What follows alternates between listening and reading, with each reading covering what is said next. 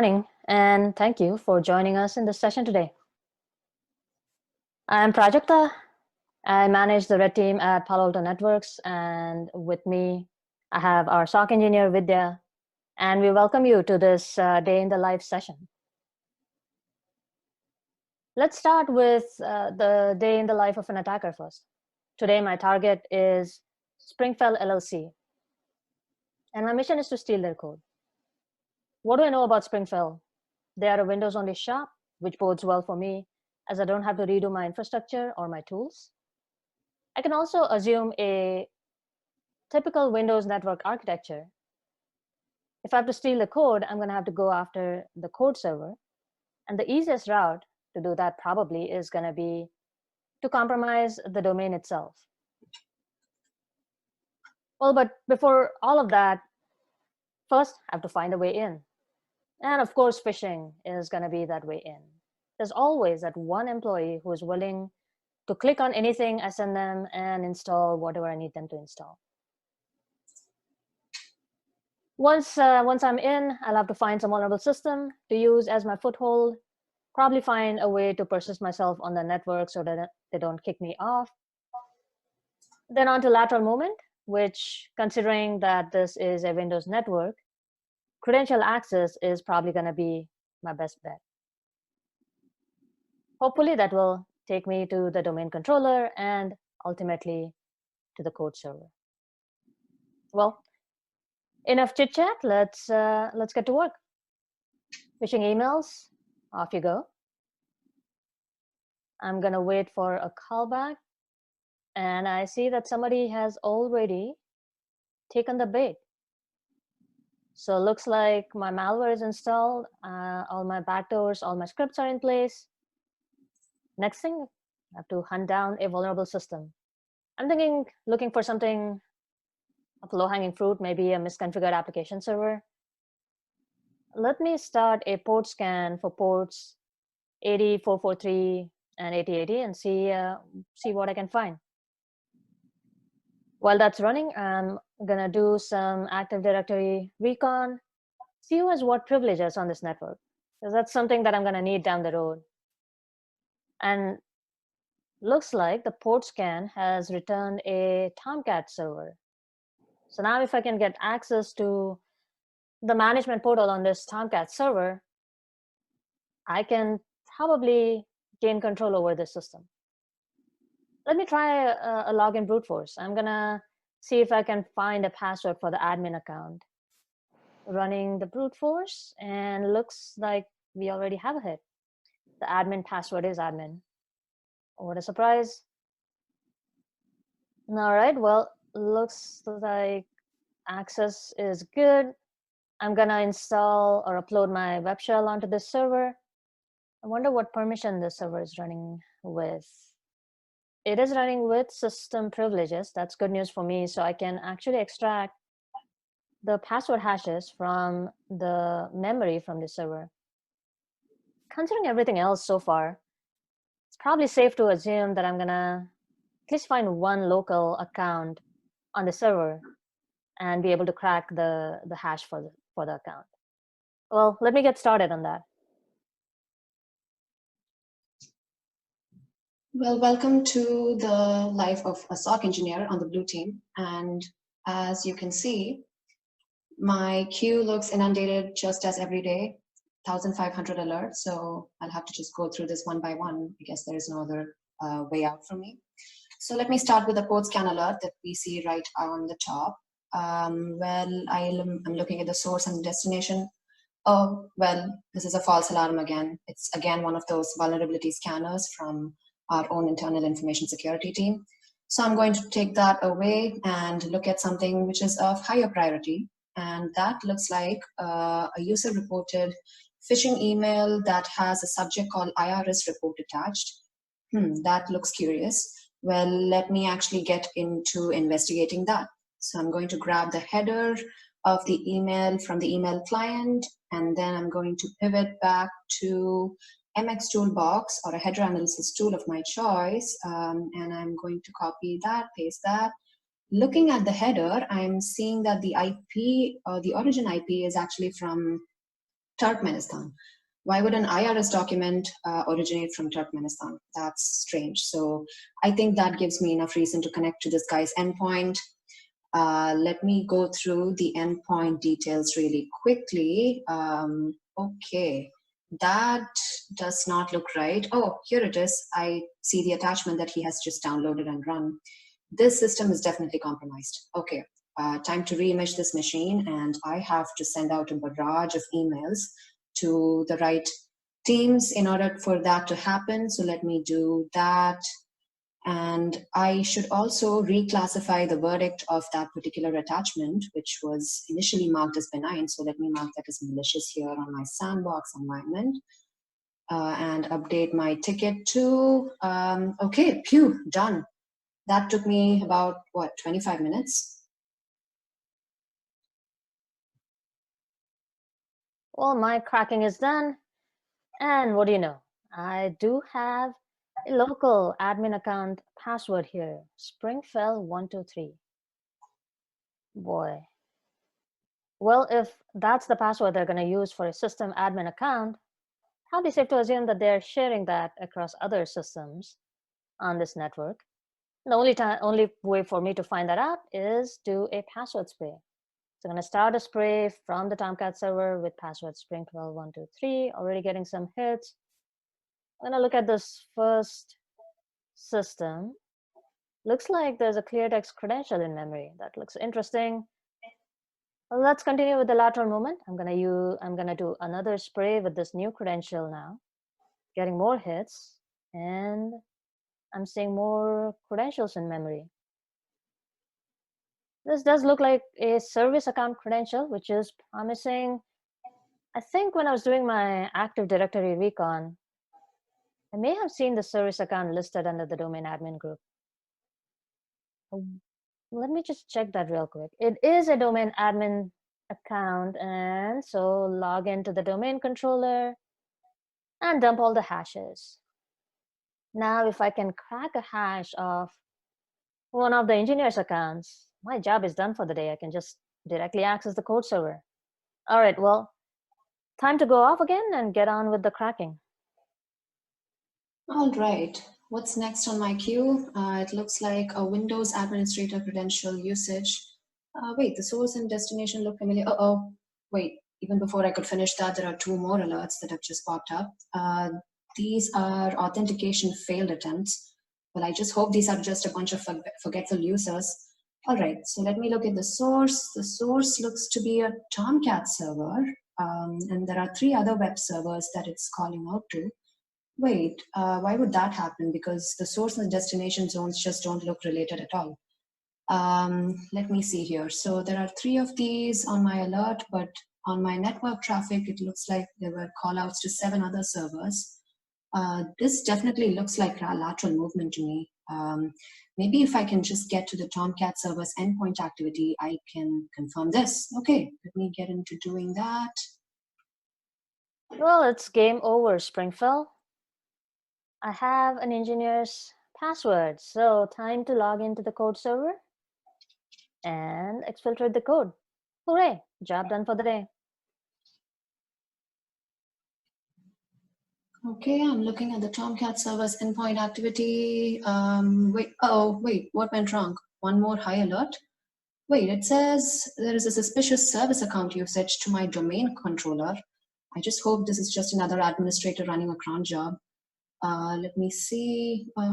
Wait, what? A critical alert?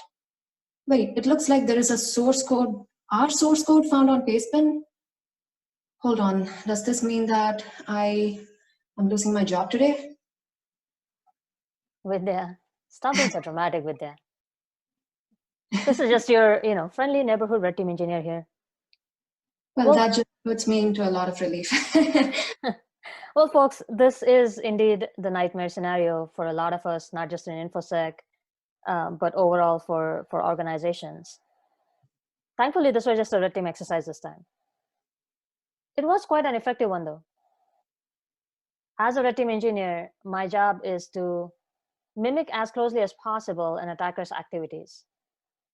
So I started with as much knowledge as an attacker is going to have about the target, which is none at all, and as much access as an attacker is going to have, which again is none at all. But despite this, I was not only able to exfiltrate the code, but also compromise the entire domain itself. And that's pretty bad.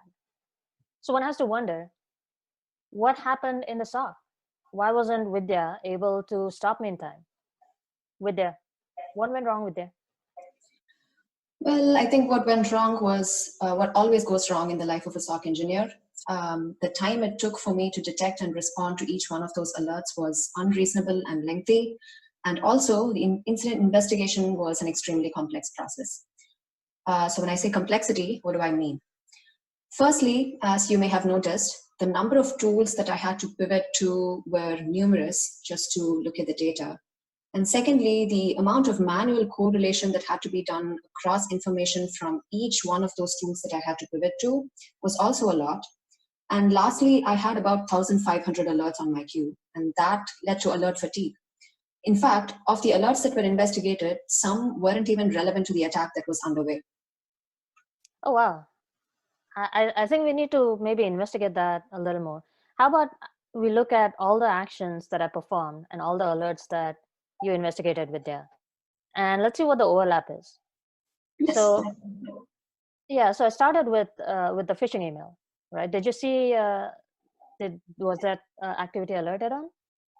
So I did see a phishing email, but it was not related to your attack because if it had been, and technically the investigation that I did stopped the phishing from happening further, and I reimaged that machine. So I should have stopped you in your tracks. So I probably did not look at the phishing email that was related to your attack. Uh, but still, you would probably, let's say you had seen the email. What would it take for you to investigate that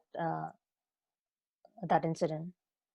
Well, I mean, it would have taken the same amount of time or the same amount of pivots and investigations that I did with my email. However, what I did see was the password spray that you did from the Tomcat server. And when I was, in the process of investigation that, if you remember, I had to pivot to a number of tools. Firstly, I had to understand what alerts were actually involved in my, what machines were actually involved in my alert. There were 3 machines that the Tomcat server was calling out to. So I had to look at the network activity, both incoming and outgoing. Then, after looking at all of the network activity, I had to go back to the Tomcat server's endpoint itself in order to understand what was going on.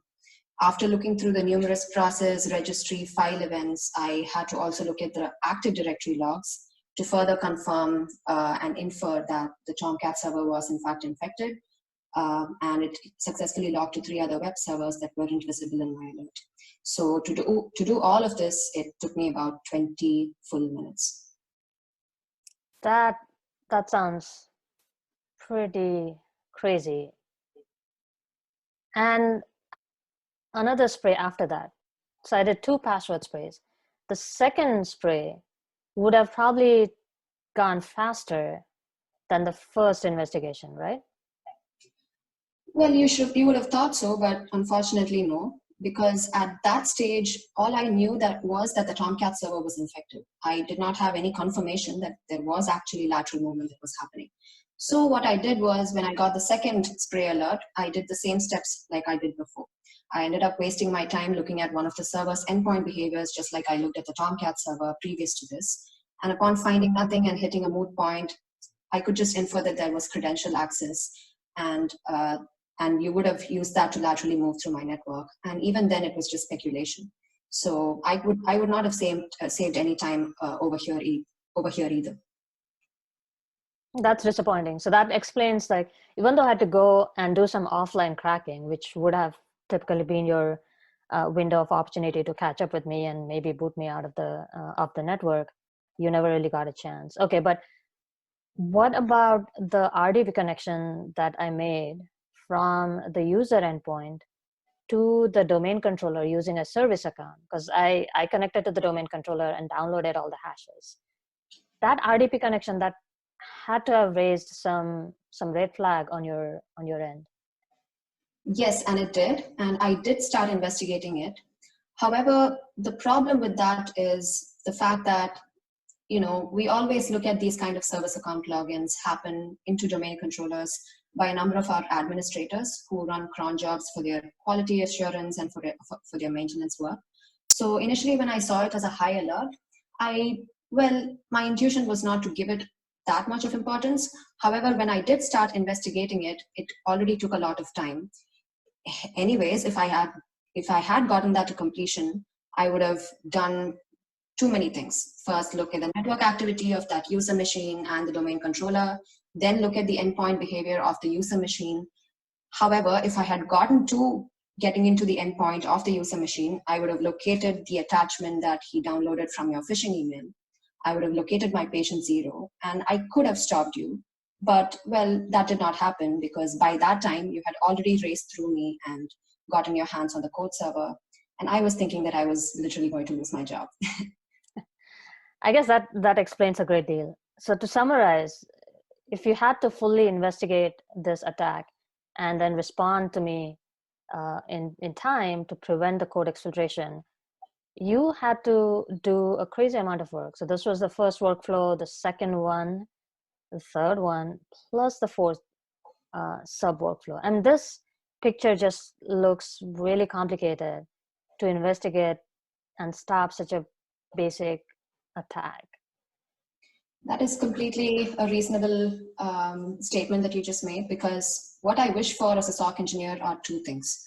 One is reduce number of alerts, and two is getting rid of all the manual analysis. And however, if I did spot an incident, I also would want to have faster containment and remediation. So if that be the case, and if all of those were automated, here's what it will look like.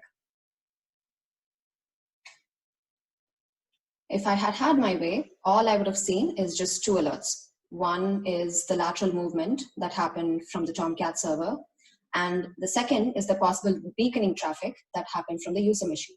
These were the only two alerts that I needed to gain the right kind of context. And if I'd only received those two notifications from all the automated analysis and correlation, that would have been awesome. And of course, the last piece, as I said, was the remediation and containment if an incident was spotted. I didn't have to do, I wouldn't have had to do a bunch of email templates or type out a bunch of emails to several other stakeholders for all the containment actions. Instead, I could have just had automated playbooks do my containment actions for me.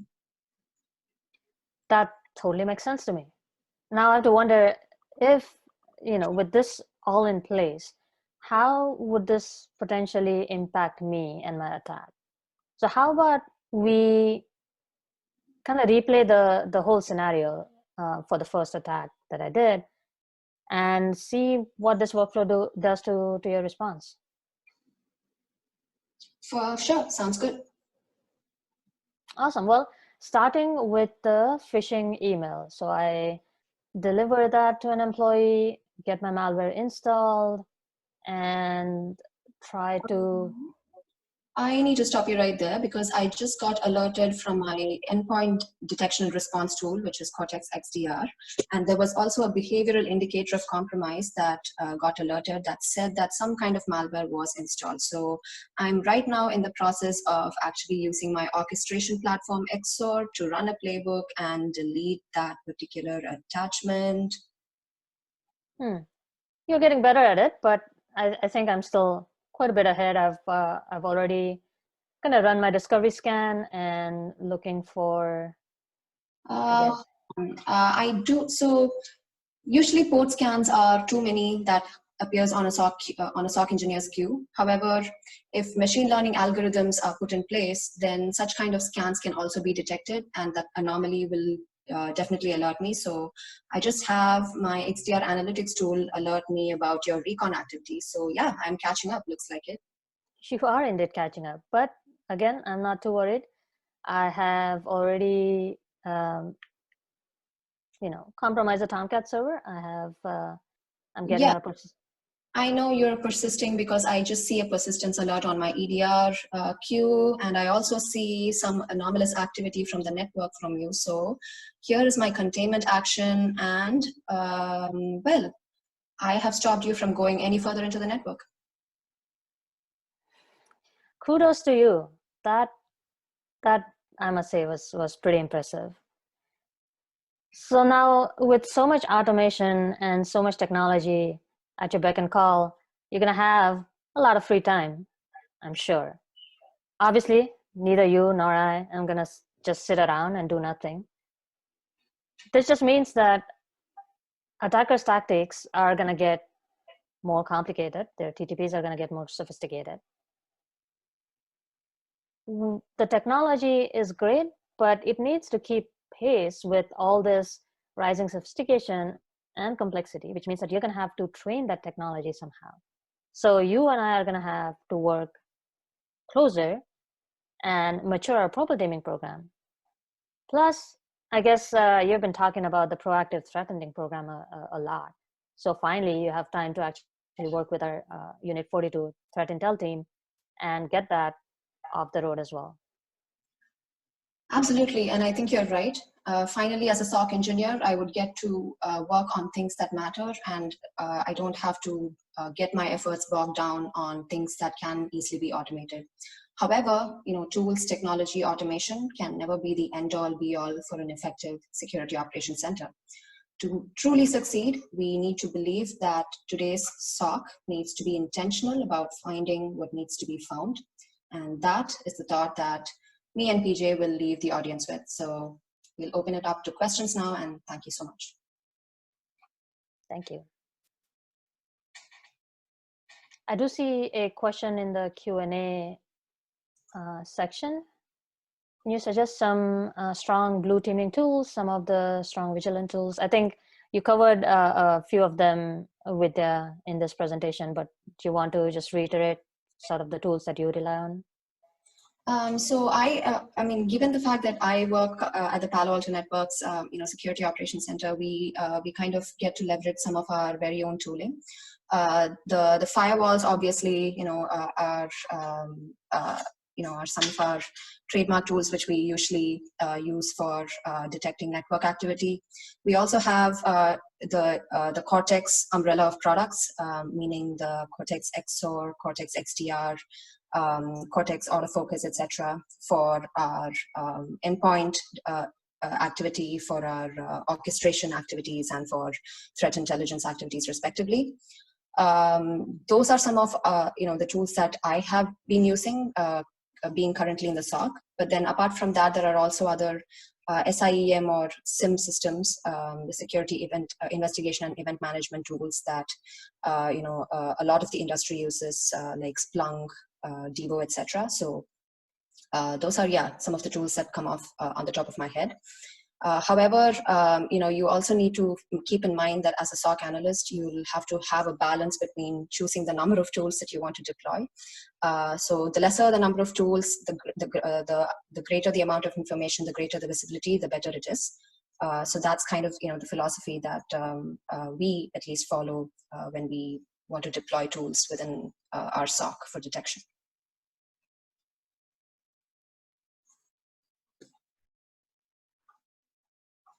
PJ, I don't think. Yeah, I just realized that. So yeah, if there are more questions, more than happy to answer. We will be ending this session much sooner than what's scheduled. We have another question: how important it is to have a balance between red and blue teaming in an organization? That's an excellent question, actually. It's not something that people realize a lot, and I'll give my perspective from a red team standpoint. There's always a demand from a lot of our executives and leadership to say we need to conduct more red teaming. What I've realized is the types of issues that red teaming exposes they require a lot of strategic initiatives to address them. These are not one instance of a vulnerability that you need to fix. These are basically things that you need to address across the system. And even for blue team's response, that means that if you don't have visibility into a certain environment that red team is targeted, they can't really respond to it. But actually fixing that takes a lot of effort. So you can conduct 10 exercises in a given month, But to really truly address the issues that red teaming is finding, it does take some amount of time. So my thing is, I don't want my team to constantly find the same issues again and again. I would rather give the product teams, the operations teams, and the blue team enough time to address the gaps that we're discovering through the red team exercises before moving on to the next one. I don't know, Vidya, what's your perspective on this? No, I completely second that. Excellent. Thank you, Samanvita. Very nice question. I have a couple more here in the chat. How exposed are these automated tools to being compromised? Well, it just depends on obviously your security practices. When any security tool is a lot like any IT tool or other corporate tools that you have. You have to deploy them in a secure fashion. We do a lot of vendor risk analysis before we even buy or deploy a tool in our environment to make sure that it's following inherent security best practices and security principles when that tool is built and tested and whatnot. But in terms of introducing that to our environment, obviously it is our job to ensure that it's deployed in a secure fashion so that it can't be easily compromised. The same network security principles, the same deployment principles apply to automated tools as well. It does present challenging issues like secrets management being one of them. But given now all the technologies available in terms of secrets management, that's also a problem that can be addressed. The one more question: how can a SOC enhance its threat hunting capabilities? I mean, Vidya, you're an expert in this area.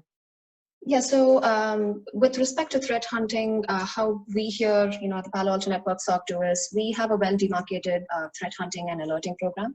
So the kind of, the difference between those two is when we want to build out alerts and build out detection mechanisms, we want it to be high fidelity. So anything that needs to be promoted to a high fidelity alert needs to start as a hunt.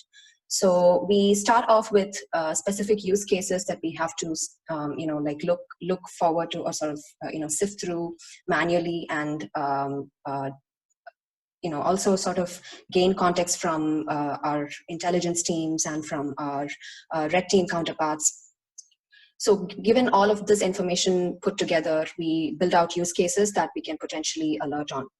Another way that a particular SOC can enhance its threat hunting capabilities is to automate whenever and wherever possible. Meaning, threat hunting is definitely not going to be a completely automatable job. It is something that definitely needs a little bit of manual intervention, but then you can, go ahead and automate a lot of things like look for enrichment sources, for example, saying, hey, let me look for this particular behavior out in the wild and also see if there are particular malware families associated with it, and look this information up in some of my threat intelligence platforms, for example. So those are pivots and lookups that you can easily automate. So all you need to know is the data, the analysis part, and once you analyze it and you finally spot something that you can potentially alert and produce a high fidelity detection mechanism for, that could be an effective way of doing threat hunting. And it means that your threat hunting program or threat hunting activities have finally resulted in something that can be actioned on a daily basis or on a high fidelity basis.